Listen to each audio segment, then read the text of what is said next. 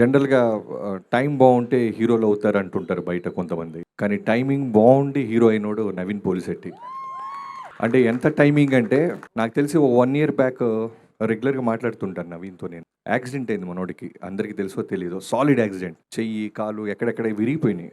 తర్వాత కర్టెసీగా మాట్లాడుతుంటే, "అన్న ఇరిగిపోయింది పక్కన పెడితే ముందు రైటర్స్ కావాలన్న నాకు రికార్డ్స్ తిరగదీయడానికి" అంటున్నాడు. "రైటర్స్ ఏంటి తమ్ముడు? నువ్వు ముందు యాక్సిడెంట్ అయింది బెడ్ మీద రష్ లేదన్నా నాకు రైటర్స్ కావాలంటే నాకు తెలిసిన ఒక ముగ్గురు నలుగురిని సజెస్ట్ చేసి పంపించా. మళ్ళీ ఫోన్ చేశాడు. అన్న సరిపోవట్లేదన్న ఇంకెవరో కావాలని. ఏమో ఎక్కడి నుంచి పట్టుకొస్తాం ఉన్న రైటర్స్ అందరిని పంపిస్తే నువ్వు నీ ఎనర్జీకి వాళ్ళు మ్యాచ్ అవ్వక పారిపోతున్నారు తమ్ముడు అంటే. అలా తనే కూర్చొని తనే ఒక కథ పట్టుకొని ఒక బ్యూటిఫుల్ టీమ్ని ఆర్గనైజ్ చేసుకొని ఇలాంటి సినిమా ఒక బ్లాక్ బస్టర్ కొట్టడం అనేది సామాన్యమే కాదు. అంటే సినిమా మొత్తం చూసినప్పుడు నాకు ఏమనిపించిందంటే నవీన్ ఒక్క ఫ్రేమ్లో కూడా ఎనర్జీ వదలట్లా. ఒక్క ఫ్రేమ్ ఎక్కడో చోట రిలాక్స్ అవుతారు ఎవరొకళ్ళు. డైరెక్టర్ అయినా సరే, టెక్నీషియన్స్ అయినా, యాక్టర్స్ అయినా ఎక్కడో చోట 1 ఫ్రేమ్ వదిలేస్తాం. వదలట్లేదు అతను.